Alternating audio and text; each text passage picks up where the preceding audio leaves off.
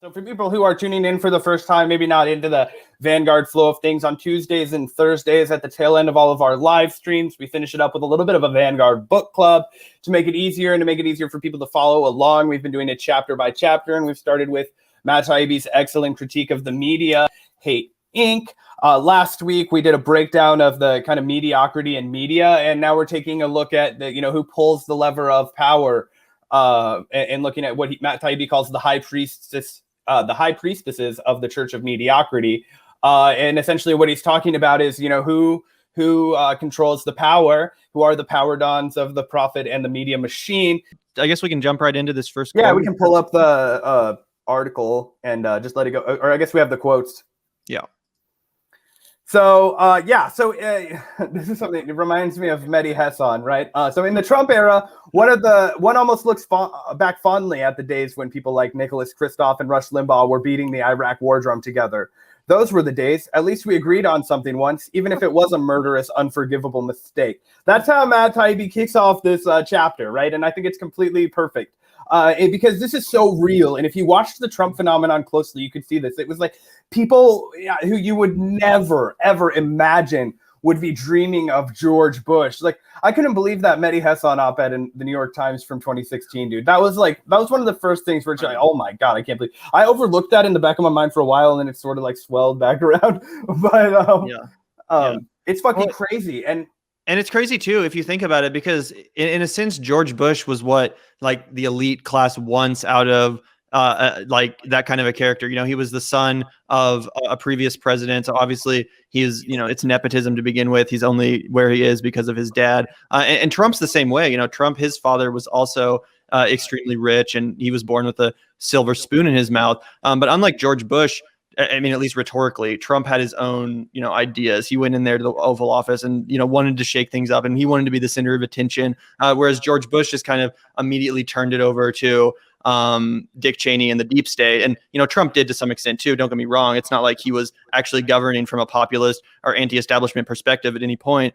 But George Bush definitely played along, and he played the role of president while turning over the power to the deep state. And that's really what they want out of, their presidents, someone. And he made him look like he was just an affable guy too, right? Like, to have a beer with the president, let alone that they were making the have a beer with the president campaign ad for a literal fucking alcoholic, which I always think is hilarious. And not that alcoholism is funny, right? But just the fact that that was the fucking pitch that they came up with. The deciding element, yeah. And I had no idea that was actually a beer like ad, essentially a promotional stunt by like Sam Adams. That's Matt Taibbi actually talks about it in Hate Inc. Yeah, exactly. That's where I learned it. Oh, nice. Yeah. But anyway, we can move on to the next quote because I'm pretty sure it's the exact follow-up paragraph. But yeah, so he says such cuddly rhetorical cooperation between left and right seems impossible now, when the two camps of our ongoing cultural war don't seem to intersect at all, except they do. And he gives the example of the bombing of Syria. Remember when Van Jones declared that Trump became president in that moment? Of course, I remember that moment, Gavin. I know you remember that moment. And, we have the already rolling back the already weak Dodd-Frank financial regulatory bill. That's what repealed no, this was under Trump, right? Dodd-Frank was under Trump? I believe so, yeah. Yeah. And Glass-Steagall was under Clinton, right? Yeah, Glass-Steagall was repealed. No, so Dodd-Frank was the law that was passed under Obama, and then I believe... Oh, yeah, to make up for Glass-Steagall being repealed under Clinton, and they were weak sauce anyway, but Trump still repealed it. Yeah, exactly. Yeah, so that's the story there. I just wanted to give everybody some context, but exactly. And he was like, there are still areas of huge political overlap between even Trump Republicans and quote-unquote mainstream Democrats. A classic example of how we in the press commoditize division, even in clear and important areas of bipartisan cooperation, involved the passage of this year's $716 billion military appropriations bill, which for shits and giggles, I'll remind everybody that Elizabeth Warren, a so-called progressive, fucking unquestionably voted for. Yep. And this is such a good point too about, he's talking about how the press commodifies division. And that's kind of the thesis of Hate Inc., how, the media has poisoned our minds essentially with this divisive rhetoric, which they've been capitalizing off of, especially in the Trump years. But I mean, it really speaks to this, how they're talking about, Trump, people felt so divided that they were feeling nostalgic about Bush. But, it's partially because of the media, which is why they were feeling so divided in the first place. Again, turning fellow Americans against each other over politics. Yeah, 100%. We can move on to quote 3. So he goes on and he gives an example of Anderson Cooper segments, right? And he says in 2008, he's taking a look at the 44 segments that Anderson Cooper did. And he says at the time, about 50,000 Congolese individuals a month were dying from war, genocide, and associated problems like disease. It's one of the major humanitarian disasters of the last 100 years, rivaling World War II for deaths. Okay, but this goes back to the old, Chomsky discussion. You can check out our earlier video where we break down an interview between Chomsky and Matt Taibbi where they reflect on manufacturing consent, and they talk about the idea of worthy and unworthy victims, right? Yep. So in the Vietnam War, for example, or in the post-Vietnam War era, you had the victims of the Khmer Rouge in Cambodia. Those were worthy victims. That was something that the United States could report on. The victims in East Timor, that was not something that was going to be reported on, right? So he's pointing out that of the 44 segments on Anderson Cooper 360 done during the 4-year period, only 16 did not involve either Angelina Jolie or the plight of gorillas. That's fucking insane. I thought he was going to say of the 44, like when I first look at that, you would expect it to be 16 more about the, that's not very much, but I mean, that's not, no, about Angelina Jolie and the plight of gorillas, dude. Forget about lesbians in third world countries. We don't cover people in third world countries, period. Yeah, like literally not at all. And most people probably don't even know about the Congolese, death. Like that's probably something that most people don't even know about. I barely knew about it. Yeah, it's fucking crazy. I mean, the same with the Rwandan genocide. Yeah. I mean, all of these big tragedies that happen in Africa, right? We get absolutely no learning about it in America. I was in college before I learned about either of those things. And I fancy myself as a guy who does a lot of reading on the side. Yeah, exactly. It's crazy. It's not talking. But, yeah, we can go on to the next one. Essentially he boils it down to, so this chapter, basically he's talking a lot about the whole, why do they hate us, right? Like, how in the George Bush years, they hate our freedom, right? But now the press is forced to, not forced to reckon with, they'll do anything to actually reckon with this question genuinely, but they have to often ask themselves, right? Like, why do the people hate us, right? And earlier in the piece, he talks about how the press is first and foremost a business, right? And he says it's just as much a business as selling cheeseburgers or underpants, right? And so that was when he was talking about the Congolese issue. He says, what they don't sell is more important than what they do sell, right? What they don't focus on, right?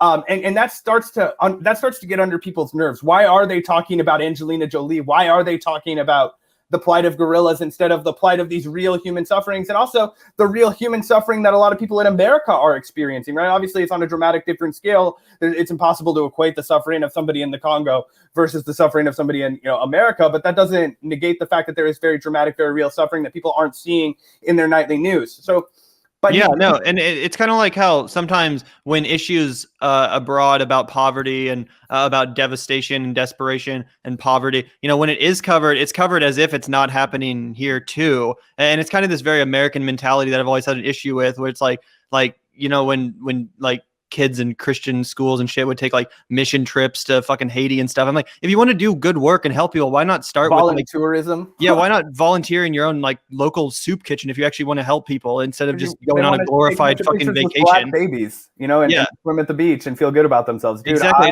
it's always a glorified vacation. Exactly. Yeah. Oh, that's exactly what it is. Yeah, that's why people always call it voluntourism. That's exactly what it is. But either way, then instead of actually reckoning, like we've talked about on this show, outside of our analysis of hate Inc., but Matt Taibbi makes this point excellently. Instead of doing any kind of introspection, legacy media, mainstream media, any kind of that, even not quote unquote like progressive media, there was a real lack of introspection, right? So I'll just read the quote now. Here's the argument espoused by most working reporters on the "why do they hate us" debate. 1, most of the distrust of the media is found among conservatives. Statistician/poll guru Nate Silver, otherwise known as Nate's Liver, a one-time baseball stats nerd who has somehow become the high Malala of all things since he began writing about politics, summed it up in simple terms. Republicans hate the media a lot, and Democrats hate the media a little. Those discontented Republican voters, the thinking goes, are really upset because they just can't deal with reality. This is because, as comedian Stephen Colbert, not a friend of the podcast, and enlightened press figures like Paul Krugman and the New York Times alike have been quick to point out, reality has a well-known liberal bias, which is just such horseshit. It makes me fucking hate these assholes because they're so delusional and they're so stuck up and they're so deeply entrenched in their own privilege that they actually think they're righteous. Therefore, ordinary people don't hate us. They just hate reality. How fucking egotistical up your own fucking ass do you have to be to get any kind of criticism and then just be like, oh, these people just can't deal with reality? It's literally the same. It's the same thing as Dan Crenshaw being like, populism is just people want, like, I want $100,000 million and like, I just don't want to know the truth. Like, I can't handle the truth, so I'm just gonna resort to this like fantasy way of thinking, which is like populism or whatever. It's the same mentality. Oh, 100%. And one of the things that I, didn't really get into as far as when I was pulling quotes, because I didn't think it was 100% necessary, but he talks about this book that was basically like exposing the backstory of like what goes on in legacy media. And he's talking about how people subscribe to this idea of like the liberal bias, right? Mm-hmm. And how, he's like this guy Goldberg that he talks about a lot in the I forget the guy's first name, but he starts talking about this guy who tells his audience that liberal bias is this like big unspoken kind of like coverage in the news, and like everything has a liberal bias, right? Yeah. It kind of like how what's his fuck from Fox News, Roger Ailes, was like, oh, it's like a ship. If you don't, it naturally drifts to the left, you need to pull it to the right, right?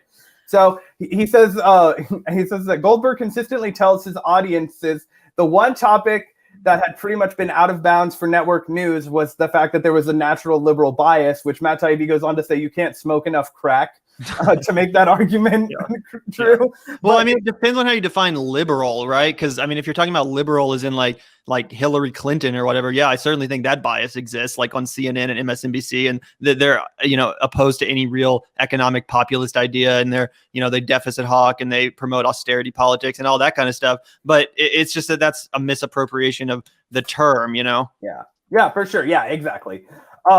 And I mean, what Matt Taibbi, the point that he was making was that obviously it doesn't have like a left-wing bias, right? And, yeah, exactly. And he also talks about just how petty, people are. Like he tells a story about Dan Rather in this chapter, where apparently Dan Rather was on vacation during an Oklahoma City bombing. And so when he comes back, this journalist, Connie Chung, is on TV delivering the news. Mm-hmm. And he's so pissed off that he spent hours calling everybody in the media, ranting off the record, calling Connie Chung a cut-rate, second-rate journalist just because he had been on vacation and she got screen time instead of him. It was just the most petty bullshit. He was literally on vacation. He leaves his vacation and races to the fucking studio. Yeah. And by the time he gets there, she's already on air reading the news. And so he's like, he like decides to smear her and try and ruin her fucking career. That was Dan Rather. So it's like this, it's so fucking petty, right? And he's got another quote here that I want to read that I didn't save necessarily, but I just thought it was really indicative of how clueless and how out of touch the media can become. Because this is from 72, right? And he says, the story of New York Times film critic Pauline Kael disbelieving that McGovern could lose to Nixon because, quote, I don't know a single person who voted for him, might as well have been about Trump because the same dynamic is still true, right? You don't know anybody that's going to vote for Trump. And that's the problem, because you're not doing your fucking job. Like, you don't have to be homies with people that voted for Trump, but you have to know they fucking exist. Otherwise, you're not a good reporter. You're living in a bubble, and you're just writing shit that you pull out of your fucking ass.